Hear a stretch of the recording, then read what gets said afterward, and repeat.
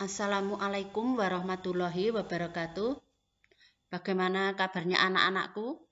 Alhamdulillah, tentu semuanya dalam keadaan sehat. Sehingga pada hari ini kita bisa mengikuti pembelajaran IPS. Pada hari ini Ibu Guru akan menyampaikan materi mengenai kehidupan manusia pada masa praaksara. Tujuan pembelajaran. Setelah mengikuti pembelajaran, diharapkan siswa dapat mengerti mengenai pengertian masa praaksara, mengidentifikasi periodisasi masa praaksara di Indonesia, mendeskripsikan perkembangan masyarakat Indonesia pada masa praaksara. Pengertian masa praaksara. Masa praaksara adalah masa sebelum mengenal tulisan. Masa praaksara disebut juga dengan masa nirleka, yaitu masa tidak ada tulisan. Masa praaksara dikenal pula dengan masa prasejarah. Periodisasi masa praaksara. Periodisasi masa praaksara dibagi menjadi 3 zaman. A. Periodisasi secara geologis. B. Periodisasi secara arkeologis. C. Periodisasi berdasarkan perkembangan kehidupan. A. Periodisasi secara geologis. 1. Zaman Arkoikum. Zaman ini merupakan era tertua peradaban bumi. Masa Arkaikum kondisi bumi amat panas dan belum ada kehidupan di atasnya. Pada masa itu kondisi bumi belum stabil. Kulit bumi masih dalam proses pembentukan. Setelah suhu yang panas, bumi mengalami penurunan suhu yang memungkinkan munculnya kehidupan. 2. Zaman Paleozoikum. Pada era ini sudah mulai nampak kehidupan makhluk hidup seperti munculnya binatang-binatang kecil yang tidak bertulang punggung, berbagai jenis ikan, amfibi, dan reptil. Zaman Paleozoikum disebut juga dengan zaman primer, karena pada masa ini muncul tanda-tanda awal kehidupan yang merupakan imbas dari penurunan suhu. Hewan yang pertama kali muncul adalah hewan bersel 1. 3. Zaman Mesozoikum. Pada zaman ini kehidupan di bumi semakin berkembang. Tak hanya binatang bersel 1, binatang-binatang lain pun mencapai bentuk tubuh yang lengkap dan besar. Zaman ini juga dikenal dengan zaman dinosaurus. Selain itu juga terdapat berbagai jenis burung. Era Mesozoikum dikenal dengan zaman reptil, karena hewan reptil merupakan hewan yang paling banyak hidup. Zaman Neozoikum. Zaman Neozoikum dibagi menjadi 2. A. Zaman tersier. Jenis reptil besar mulai punah dan bumi dikuasai hewan besar menyusui seperti mamut. Jenis kera sudah banyak dan jenis manusia purba sudah ada. Zaman Kuarter. Zaman ini merupakan awal kehidupan manusia pertama kali di muka bumi.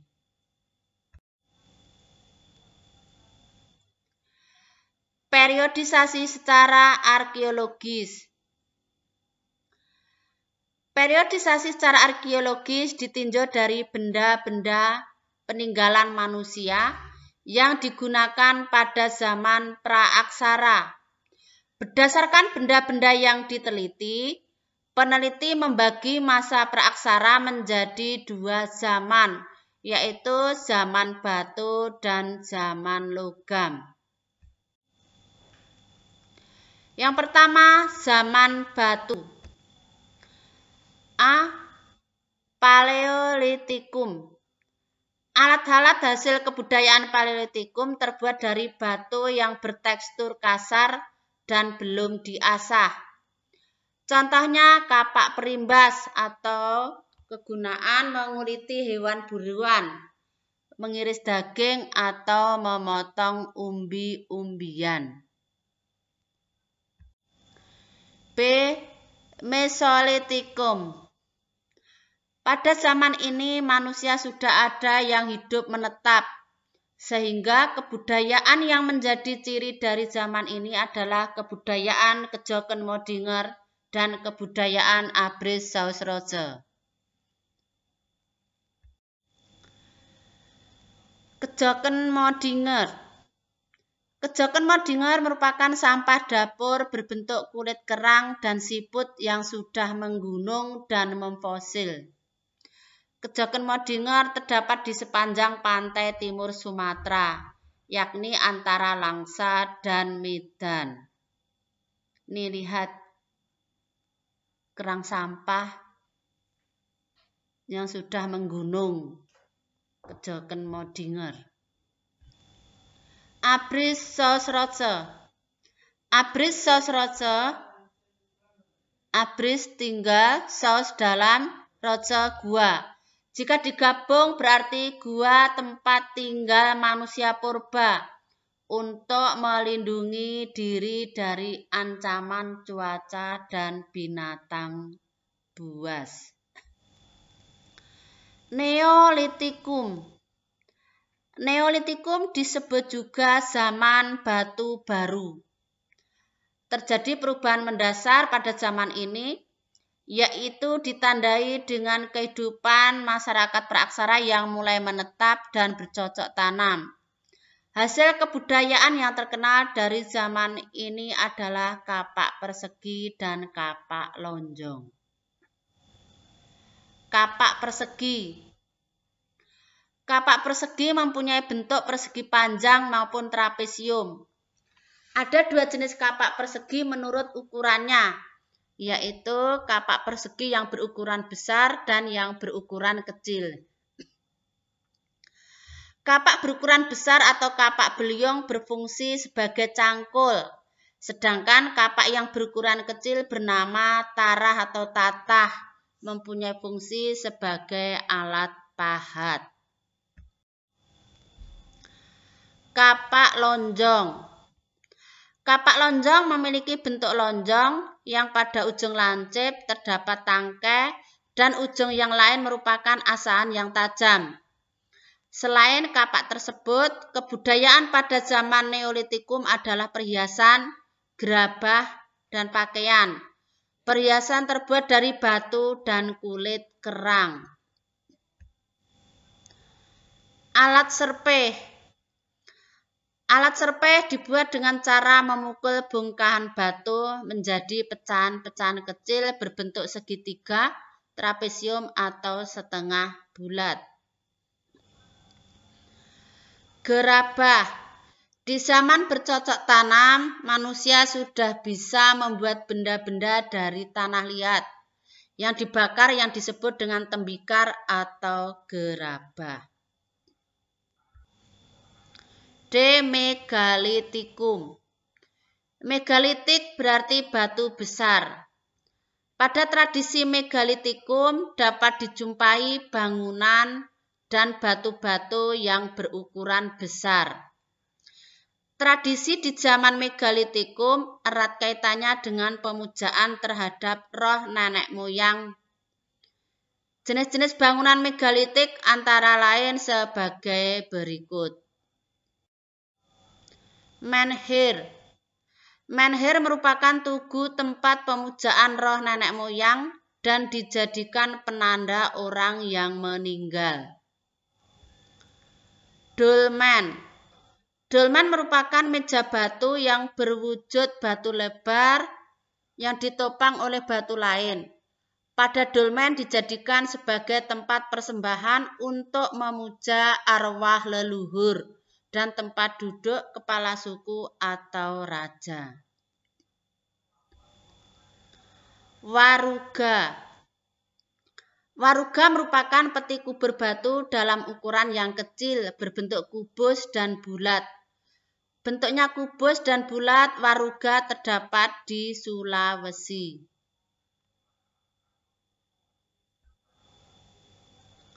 Sarkofagus. Sarkofagus berbentuk mirip lesung dan terdapat tutup di atasnya. Sarkofagus terdapat di Bali. Punden berundak. Punden berundak merupakan tempat pemujaan roh nenek moyang yang berbentuk bangunan bertingkat yang dihubungkan tanjakan kecil.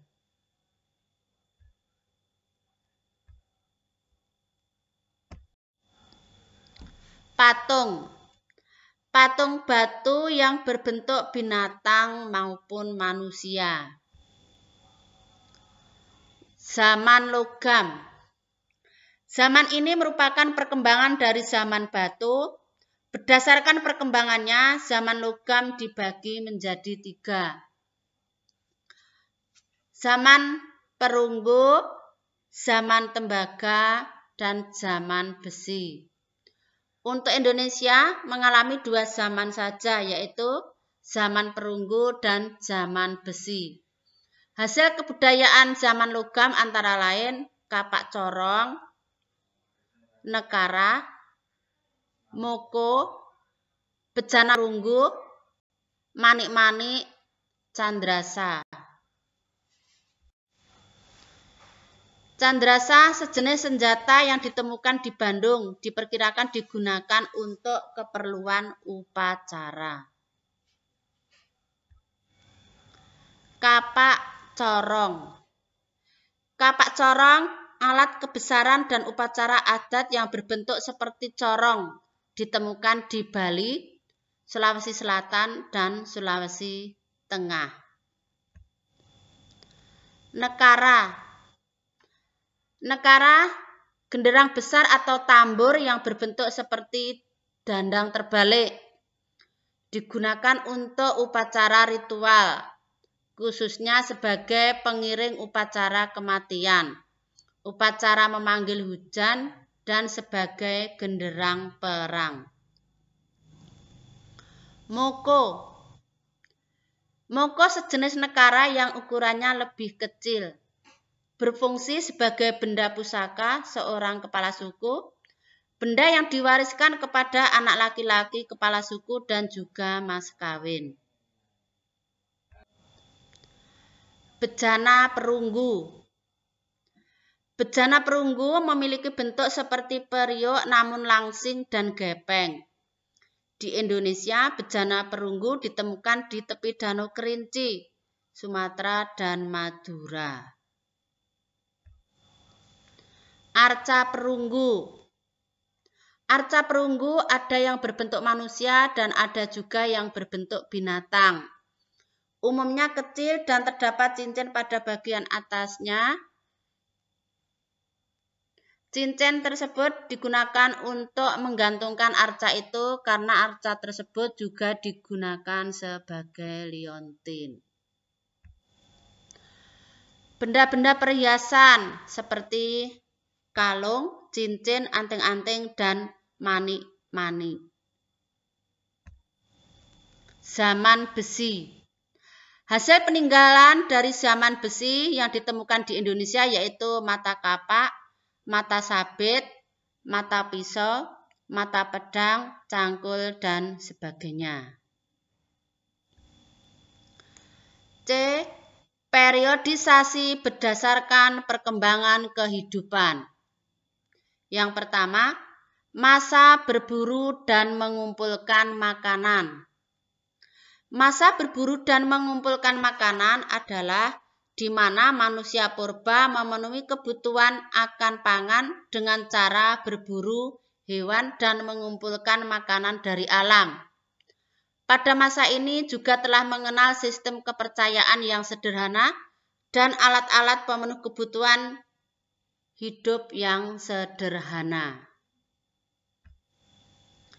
Yang kedua, masa bercocok tanam. Masa bercocok tanam adalah masa yang merupakan kelanjutan dari masa berburu dan kelanjutan dari masa meramu yang ditandai dengan memulai tinggal menetapnya manusia praaksara di suatu tempat karena semua kebutuhan makanan mereka mulai terpenuhi dengan kegiatan bercocok tanam di ladang dan juga memelihara hewan dengan beternak. Yang ketiga, masa perundagian. Masa perundagian adalah salah satu periode pada zaman prasejarah di mana manusia mulai mengenal pemanfaatan dan juga pengolahan bahan dari logam. Demikian uraian dari saya. Apabila ada kekurangannya, kami mohon maaf yang sebesar-besarnya. Billahi taufiq wal hidayah. Wassalamualaikum warahmatullahi wabarakatuh.